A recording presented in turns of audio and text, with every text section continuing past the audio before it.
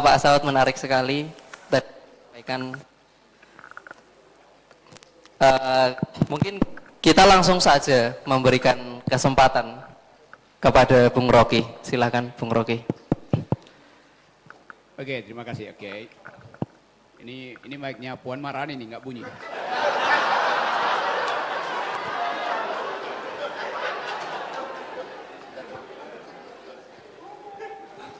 Cek, cek, cek, cek. Oke, cek, cok. Oke, terima kasih teman-teman Muhammadiyah, dan kelihatannya ada semacam keinginan di ruang ini untuk mengupload seluruh kecemasan kita tuh.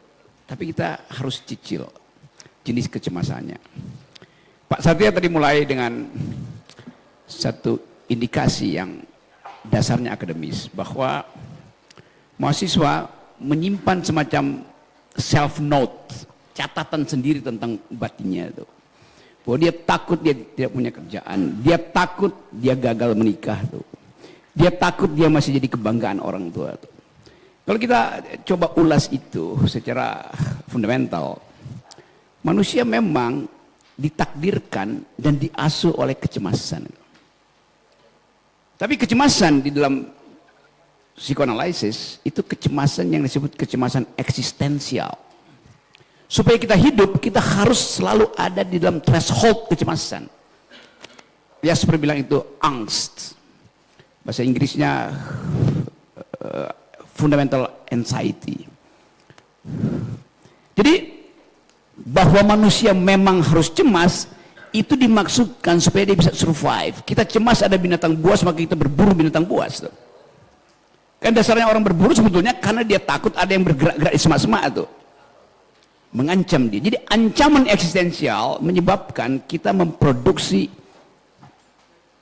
hormon yang disebut endorfin, hormon yang disebut oksitosin untuk menenangkan kecemasan itu. Tetapi yang ada di sekarang bukan kita mencemaskan diri kita sebagai makhluk, tapi kita mencemaskan masa depan kita sebagai warga negara tuh. Itu dasarnya tuh. Karena situasi hari ini tidak memungkinkan kita berharap ada bonus demografi. Kalau ada harapan bonus demografi, yang disurvei tadi percaya bahwa dia akan cukup uang untuk membiayai perkawinannya. Seandainya riset tadi dilakukan tadi pagi dan si mahasiswa baca keterangan Sri Mulyani 2 jam yang lalu, jadi benar pengertian dia takut nggak punya uang masa depan, nggak punya kesempatan untuk menikah. Sri Mulyani bilang 2 jam lalu, Indonesia 2023 akan menghadapi kegelapan ekonomi. Yang ngomong Sri Mulyani, tapi Jokowi bilang enggak, kita akan sukses. Percaya siapa? Sri Mulyani apa Jokowi? Kok bisa begitu? Tentu Sri Mulyani mengkoordinir data-data makro itu, dan dia tunjukkan bahwa prediksi dunia, prediksi IMF segala macam pemerintah dunia itu, global growth itu cuma 2,1% dibandingkan dengan 2 tahun lalu yang masih 5-6% itu. Faktanya ada di situ. Siapa yang nggak cemas dengan keadaan itu? Saya kasih contoh mikro supaya kita bisa nangkap nuansa pembicaraan kita pagi ini. Satu waktu saya tiba di Bandara Banyuwangi, mau kasih kuliah di Jember. Seorang ayah mencegat saya di depan toilet. Pak Rocky sebentar. Saya pikir dia intel. Saya serius mau bicara. Ya kan dia tiba-tiba stop.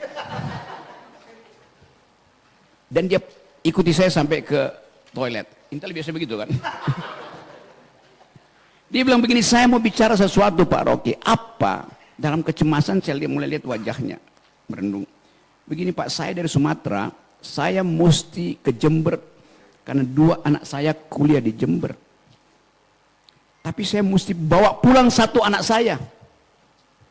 Saya mulai duga nih ada sesuatu di dalam benaknya itu. Akhirnya dia bilang, saya mengirim anak saya 2 ke Jember karena saya mendengar keterangan Pak Jokowi yang mengatakan bahwa harga sawit akan stabil. Dia petani kecil, petani sawit. Pada waktu itu harga sawit 2.000, 2.500. Dia ketemu saya ketika harga sawit tinggal 900 rupiah. Waktu dia bikin perencanaan untuk menyekolahkan dua anaknya itu, dia tahu bahwa anaknya akan lulus 5 tahun lagi ketika harga sawit itu 2.500. Karena dia bikin perencanaan keluarga berdasarkan perencanaan presiden. Presiden yang janjikan itu. Ternyata drop harga sawit itu. Maka dia mengalami tadi kecemasan eksistensial. Apa argumen dia pada dua anak itu ketika harus memilih, kamu tinggal, kamu sewa pulang tuh. Anda bayangkan, dia cemas di bandara Banyuwangi. Kecemasan itu dia bawa malam sebelumnya, pasti di dalam imajinasi saya atau dalam analisis saya, pasti dia bertengkar dengan istrinya di Sumatera. Anak yang mana yang mesti dibawa pulang? Istrinya pasti, kenapa mesti dua-duanya dibawa pulang? Satu aja, kenapa satu mesti dibawa pulang? Si istri pasti akan malu ditanya oleh tetangganya nanti kalau dibawa pulang. Anakmu IP-nya kurang apa enggak? Anakmu narkoba ya? Anakmu kriminal, kamu dibawa pulang tuh. Jadi Anda lihat, kebijakan negara mempengaruhi psikologi keluarga. Tengah malam pasti bertengkar. Tapi ayah itu memutuskan dia mesti bawa pulang. Karena nggak ada alasan untuk minta pada Jokowi naikkan harga sawit. Karena Pak Jokowi akan bilang, ini gara-gara keadaan ekonomi dunia, ini gara-gara keadaan COVID, ini gara-gara karena Eropa itu menekan Indonesia supaya tidak boleh ekspor.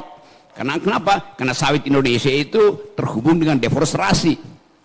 Tapi ini janji presiden yang nggak mungkin Pak petani itu percaya, dia nggak ngerti apa itu global market. Tapi dia pegang janji presiden. Di Eropa, tomat naik 2 sen, Perdana Menterinya jatuh.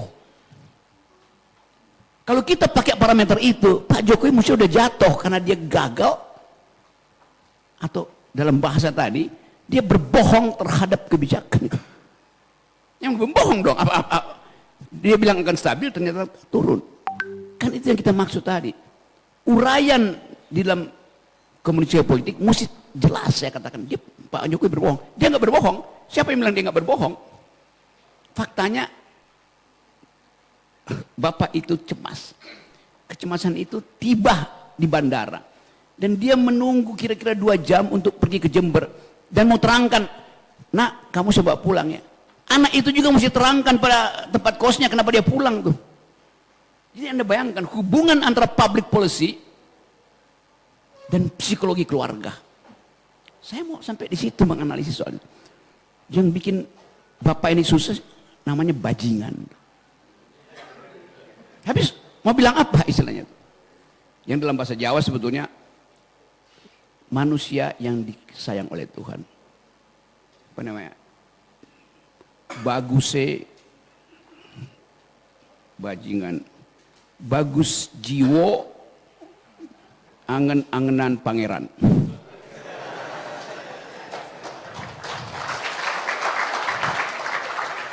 Disingkat jadi bajingan.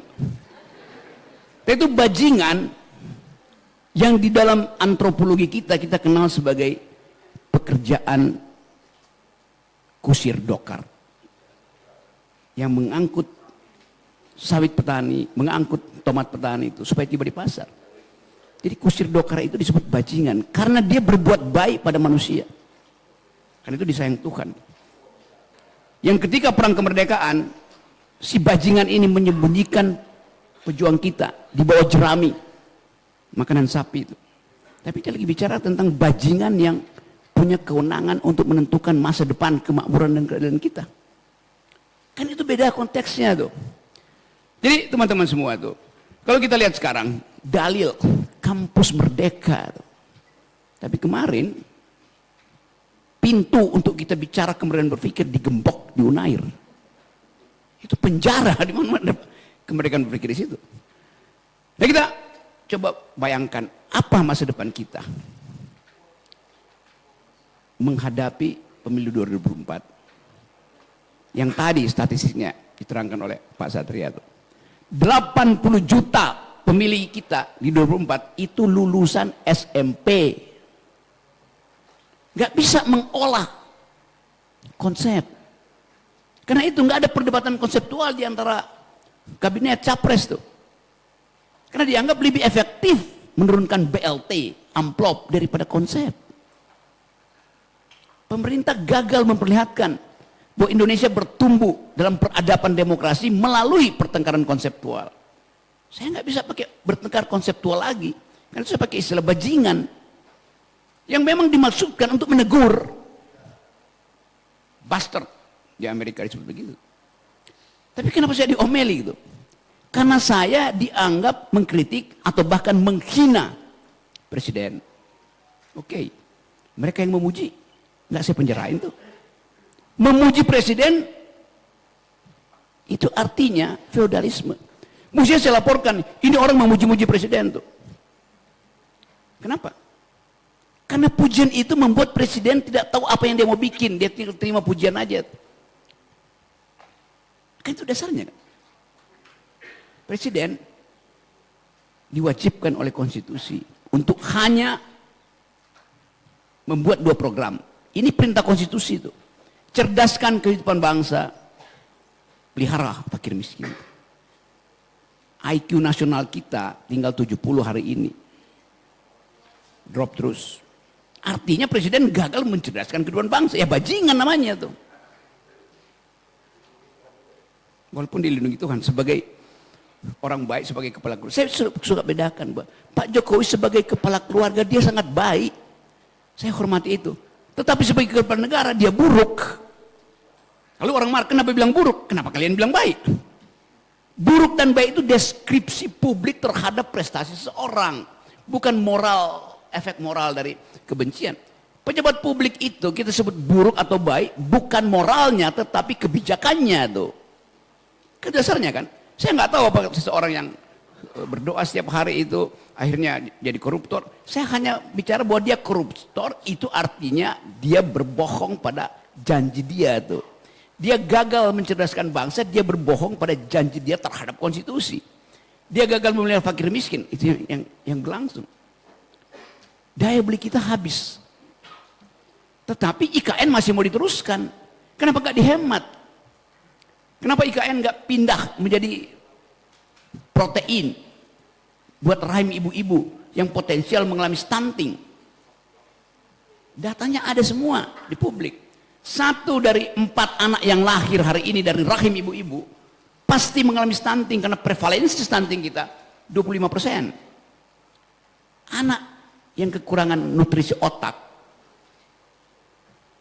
kemampuan berpikir dia akan drop 20-25%. Yang beginian mau bersaing dengan Singapura, bersaing dengan Malaysia, biar dengan Vietnam, yang disebut bonus demografi, kalah kita pasti. Dari awal kita tahu kita kalah. Sri Mulyani yang mengatakan, bayi yang lahir hari ini sudah dibebani utang 50 juta per bayi itu. Stunting dan mesti bayar utang. Coba bayangin. Sementara lembaga survei sibuk elektabilitas, survei ibu-ibu itu. Ibu-ibu senang gak hamil? Pasti dia senang. Karena ada harapan pada generasi. Survei bayi yang dalam kandungan ibu-ibu tuh. Mereka akan bilang, saya nggak mau dilahirkan karena saya akan stunting dan saya akan terbebani hutang. Dia mungkin nggak bisa jawab, tapi ngeo, artinya nggak mau lahir dia. Itu dasarnya tuh. Jadi saya bikin logika itu untuk menerangkan pada bangsa ini bahwa ada persoalan real di kita tuh. Siapa yang bertanggung jawab? Dirjen Pendidikan Kebudayaan? Bukan. Menteri Pendidikan? Bukan. Menteri Ekonomi? Bukan. Ya presiden. Karena sistem ini sistem presidensial. Lain kalau sistem Perdana Menteri. Kan presiden sendiri yang bilang, tidak ada kebijakan menteri, yang ada kebijakan presiden. Jokowi bilang begitu. Oleh karena itu, ucapan saya terarah pada Jokowi. Sebagai presiden. Dan saya nggak pernah ralat kata bajingan itu. Saya bisa pakai kata yang lebih sublim. The unthinkable. He is unreasoned president. Nanti buka kamus lagi kan, capek. Dia bilang aja bajingan. Hal yang biasa tuh. Ucapan yang dibutuhkan oleh oposisi adalah mengucapkan secara jujur. Saya ucapkan secara jujur. Jadi apa yang mau diperkerakan di saya? Yang terjadi justru negara memanfaatkan kejengkelan publik yang dibuat-buat. Kami pecinta Presiden Jokowi, jangan hina dia, dia bapak kami itu. Gimana mungkin ada pikiran presiden sebagai bapak itu? Bapakmu, bapakku, kalau dia bikin salah, tetap dia bapakku. Itu dasarnya kan? Sekarang presiden dianggap sebagai bapak, kalau dia bikin salah, dimaafin. Nggak bisa. Karena dia diputar suksesinya setiap 5 tahun. Berarti dia nggak bisa diturunkan dong. Nggak bisa ada dugaan korupsi. Itu bahaya dari mental feodal diupload ke dalam republik. Jadi saya percaya teman-teman di sini mengerti dulu perkara itu.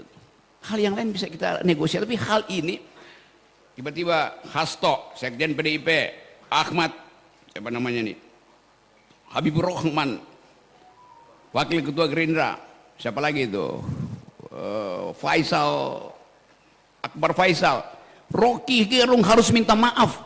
Minta maaf pada siapa? Ya minta maaf pada presiden. Lo presiden itu dipilih oleh rakyat, rakyat berhak untuk mencaci maki presiden. Jelas itu. Apa yang salah itu? Yang tidak boleh adalah di dalam demokrasi Anda ucapkan apapun kecuali telunjuk Anda tiba di ujung hidung pemimpinmu. Nggak boleh. Itu artinya masuk di dalam wilayah privat dia itu. Tubuh dia itu nggak boleh disentuh Anda. Itu namanya kriminal. Tapi caci makinya yang sopan, mana ada caci maki yang sopan? Kasih kritik yang ada solusinya. Kritik itulah kritik, solusi itu bonus. Saya bayar pajak supaya presiden cari solusi. Sekarang disuruh saya cari solusi. Apa nggak konyol logikanya tuh? Ini soal yang simpel di dalam peralatan kita berpikir. Saya balik pada keadaan hari ini. Kita diminta untuk percaya bahwa Indonesia akan tumbuh secara eksponensial. Betul. Tetapi dari analisis per hari ini kita akan nyungsep. Pak Rocky kok Anda pesimis? Ya Sri Mulyani yang ngomong begitu. Akan ada kegelapan 2023. Kalau kita yang bilang, itu pasti dibilang, Anda tidak percaya pada presiden. Sri Mulyani yang tidak percaya pada presiden. Presiden tubuhin optimisme, Sri Mulyani bilang kita pesimis. Pikiran itu yang nggak ada di publik kita. Lalu dipecahlah masyarakat. Demo anti Rocky Gerung. Oke, nanti akan ada demo pro Rocky Gerung. Dua-duanya dibuat oleh negara supaya ada alasan untuk menimbulkan kegaduhan. Dan hanya dengan kegaduhan saya bisa ditangkap oleh undang-undang tentang kegaduhan. Undang-undang tahun 46 tuh. Undang-undang ITE nggak mungkin ditangkap. Bagaimana mungkin? Saya nggak menghina pribadi, saya menghina kebijakan. Bagaimana? Di mana ada hate speech di situ? Itu bukan ujaran kebencian, itu kritik di dalam format yang paling absolut, yaitu cacian. Tapi itu cacian terhadap kebijakan. Jadi orang-orang seperti Akbar Faisal, Hasto, segala macam, dia nggak ngerti demokrasi. Masa dia yang suruh minta maaf? Saya minta maaf ke siapa? Saya minta maaf ke mereka. Kan ini relawan yang protes, jadi saya minta maaf pada relawan. Lebih gila lagi tuh. Relawan dibentuk untuk mendukung Presiden Jokowi jadi presiden. Udah. Sekarang keterusan, dia mewakili keluarga presiden. Kan ngaco.